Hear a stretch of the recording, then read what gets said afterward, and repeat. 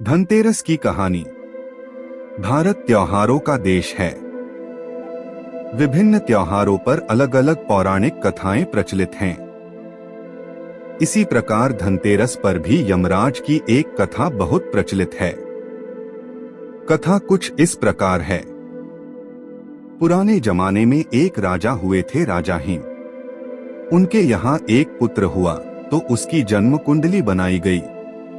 ज्योतिषियों ने कहा कि राजकुमार अपनी शादी के चौथे दिन सांप के काटने से मर जाएगा। इस पर राजा चिंतित रहने लगे।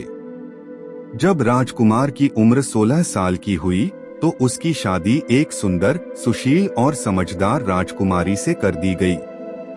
राजकुमारी मां लक्ष्मी की बड़ी भक्त थीं। राजकुमारी को भी अपने पति पर आने वाली विपत्ति के विषय में पता चल गया। राजकुमारी काफी दृढ़ इच्छा शक्ति वाली थी। उसने चौथे दिन का इंतजार पूरी तैयारी के साथ किया। जिस रास्ते से सांप के आने की आशंका थी, वहां सोने चांदी के सिक्के और हीरे जवाहरात आदि बिछा दिए गए। पूरे घर को रोशनी से जगमगा दिया गया। कोई भी कोना खाली नहीं छोड़ा गया, यानी सांप के आने के लिए कमरे में कोई रास्ता अंधेरा नहीं छोड़ा गया।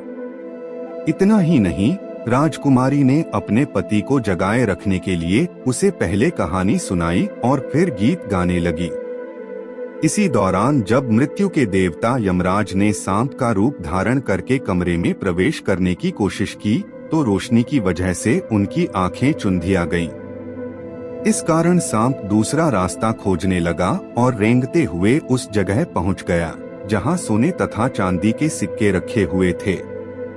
डसने का मौका न मिलता देख विषधर भी वहीं कुंडली लगाकर बैठ गया और राजकुमारी के गाने सुनने लगा।